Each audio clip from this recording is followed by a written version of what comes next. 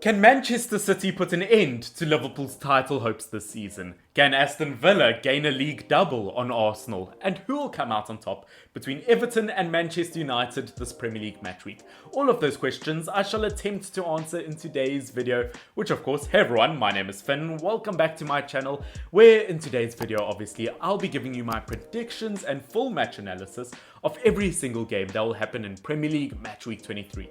As I said, it is going to be a crazy match week that really could change around the top of the table quite a bit.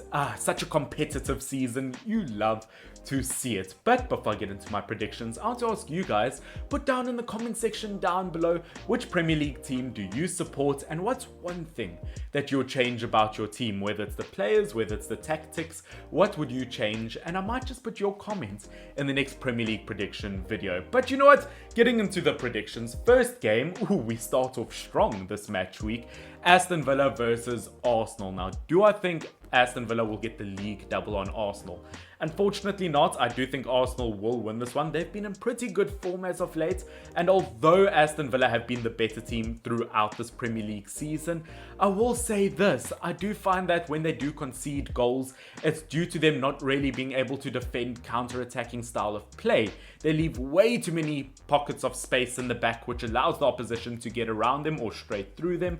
And versus Arsenal, that could be deadly, ladies and gentlemen, as Arsenal have been really good with their counter-attacking play as of late. I mean, those pockets of space are so big for Aston Villa. In those pockets, you could probably fit your keys, wallet, phone, and Harry Maguire's head if you fancy. And those pockets of space, that is why West Ham United beat Villa 3-1. So they do need to sort that out. And as I said, just in terms of attacking style of play, Arsenal should win this one. Now versus Wolves, when Arsenal played against them, now obviously 2 red cards, they will be missing 2 players for this fixture, but I do think that they probably will still get the win, because Bernd Leno you can replace with Matt Ryan, and in terms of defense you can still play Rob Holding and Gabriel. So you know what, some really good replacements. Arsenal could still win this one, and I will say this might be controversial, but I don't think that David Luiz should have gotten a red card. That was probably the worst referee decision I have ever seen in my entire life.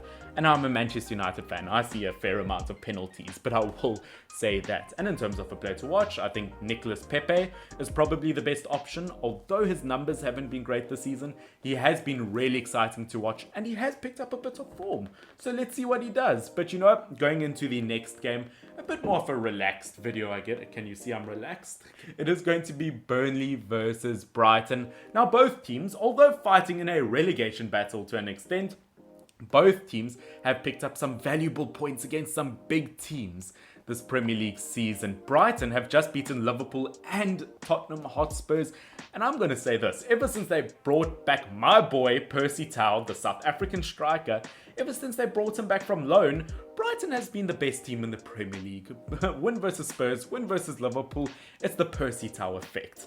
Now obviously I am just kidding to an extent, but you know what, as I said, due to the really good attack versus Liverpool and Spurs, I will give Brighton a win versus Burnley, but it won't be easy because obviously Burnley's defense has been solid this season. And player to watch, probably going to be Basuma in the midfield position.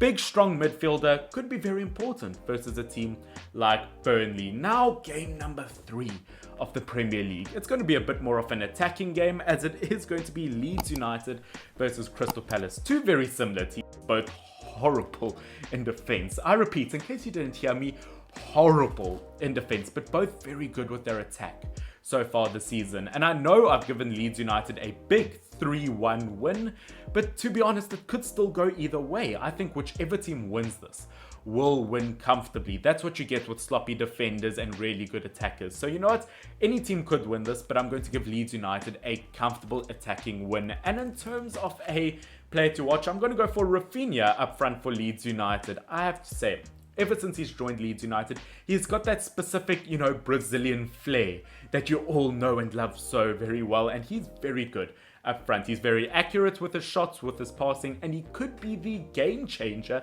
and difference maker in a game like this. Now getting into game number 4, ladies and gentlemen.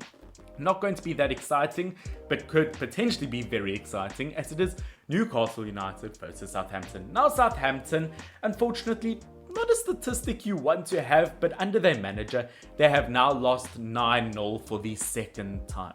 Manchester United 9-0. Now I will admit that second minute red card really did cost Southampton quite a bit, but at the end of the day, that is a mistake that they made. It's not unlucky, they made the mistake. That's something I don't understand. You can't make a mistake and then call it unlucky. If you make a mistake, you make a mistake.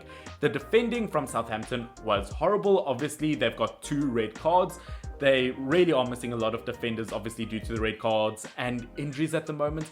And because of their lack of defenders, I don't think that they'll win versus Newcastle United. And unfortunately, attacking-wise, until Danny Ings starts to gain his form again up front, I don't see them really standing a chance. But on the other hand, I'm going to put this game down as a 2-2 draw because I haven't been that impressed with Newcastle United either.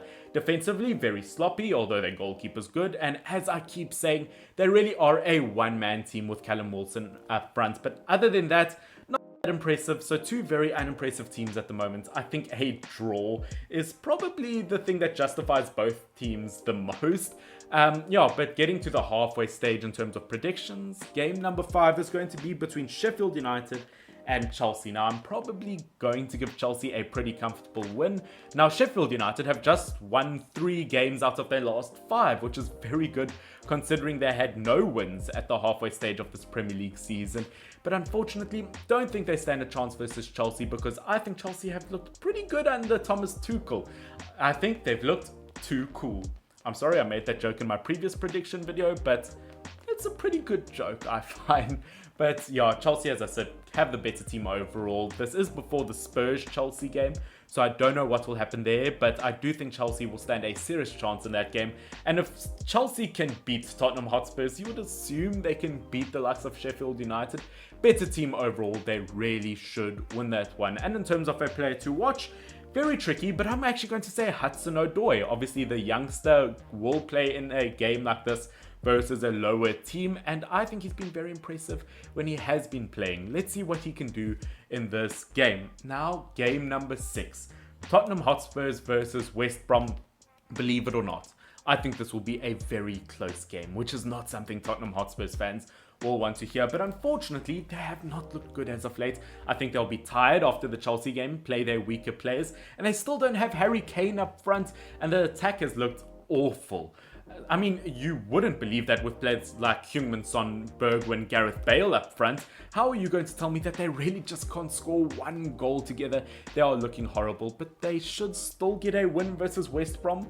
You'd really hope so, because even though I love Big Sam at West Brom have only won 2 games this season, and I genuinely think, look, I love Jose Mourinho, but if West Brom get any points past Spurs, Jose Mourinho might have to get the sack in my opinion.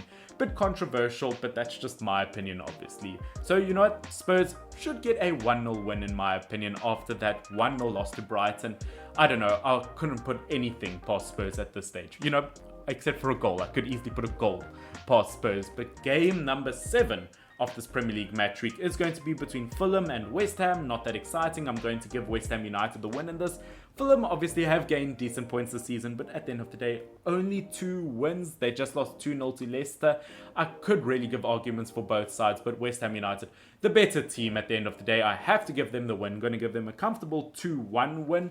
They obviously just beat Aston Villa, and that attack and team play overall from West Ham United, I've been impressed with it. I've said throughout the season that they've played well as a team. So you know what, I really do think that they could bang in a handful of goals. And in terms of a player to watch, their defensive midfielder Soucek could really be the player to watch. Defensive midfielder, 8 goals in the Premier League. You don't see that very often. And I could also put Jesse Lingard down. His debut for West Ham, 2 goals. He didn't get a single goal for 2 years at Manchester United, but 1 game for West Ham and he gets 2 goals and humiliates Jack Grealish. I mean, you just love to see it. Jesse Lingard, we know you're a red at heart and you did that for us. We enjoyed that. We enjoyed that quite a bit.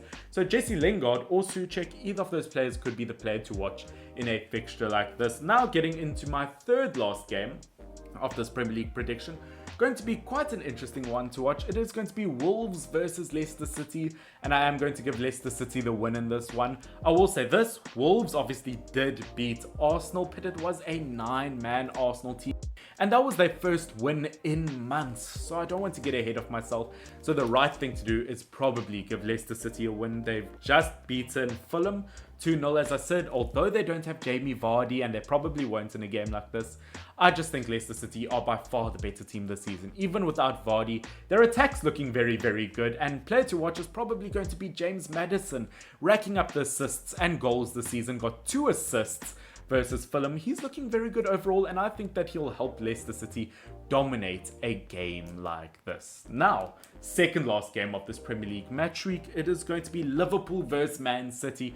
Probably the biggest game this Premier League match week, which, guys, by the way, if you have enjoyed the video to this point, or if you are still watching, please do consider hitting that subscribe button down below, that little beautiful red button if you're not subscribed, and that like button to tell YouTube that you enjoy it, because, you know, YouTube has a bit of trouble hearing, and I've learned that on my 2 years on YouTube. So please, hitting that subscribe button is like shouting in YouTube's ears to really push out my video, so I would really appreciate that.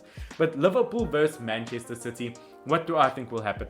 I think probably Manchester City will get the win in this one. I do think that looking at both these two teams, Manchester City are a team on form, top of the Premier League with 2 games in hand. And looking at Liverpool, just lost 1-0 to Brighton. They've lost so many points. And I'll say this, I think Liverpool are already out of the Premier League title race, which is such a shame to see so early on in the season, but it is what it is. Manchester City are the better team overall. Attacking wise, they have picked up tremendously this season, and Jesus is not looking bad up front. That is why he'll probably be my player to watch, either him or Gundogan, because as I said, Gundogan in the midfield position has really picked up. I don't know if Kevin De Bruyne will be back from this game. I don't think so. I think he is still injured. So you know what, without a player like Kevin De Bruyne, might be tricky, but I will still give Manchester City the win due to Liverpool's form as of late. And ladies and gentlemen, that takes us to our final game of this Premier League match week. Manchester United versus Everton. Now look, I'd love to say easy win for Manchester United, but you know, it is a home game. You never know about Manchester United at home, but I've given them a pretty comfortable win. Obviously that 9-0 win versus Southampton, now they did get a comfortable win because of obviously the red cards early on in the game. But I will also say this, and obviously the own goal, but I will say this, that I think that kind of game, when you win 9-0, you have a lot of confidence in you, and I think they'll carry through to this game versus Everton, who, although they did just beat Leeds United, I do think Everton have been scraping points as of late, and they are not looking as strong as they started off this season. So because of that, I will give Manchester United the win. And in terms of a player to watch, believe it or not, I'm going to go for Luke Shaw. I will say this, and I say this time and time again, Luke Shaw has been the best left back in the Premier League this season. I find him so underrated, and he's genuinely being called the next Roberto Carlos this Premier League season, which, I mean, I'm not going to agree with that. That would be ridiculous. But I'm not going to disagree with it either. So ladies and gentlemen, that will be the end of my Premier League Match Week 23 predictions. As I said, it is going to be quite a hectic Premier League Match Week, so I hope that you do end up enjoying it. Once again, hope you enjoyed this video. Leave a like if you did enjoy it. And of course, hope I see you guys next time. If you're not subscribed, please consider doing all of that. And as I said, tell me which team you support down in the comment section and what you would change about them. But until then, guys, this has been Finn, FYNN. Love and appreciate every single one of you. See you next time. Cheers. I'm saying bye to all the lies and all the times you cried, saying that I wasn't right, yet I was right by your side. You manipulator, playing games, your friends commentators, and I don't know what you say about our private conversations, but it's got them hating. Thanks to all the rumors you be claiming, it's cool, I'm done with you, so they can throw you a celebration. You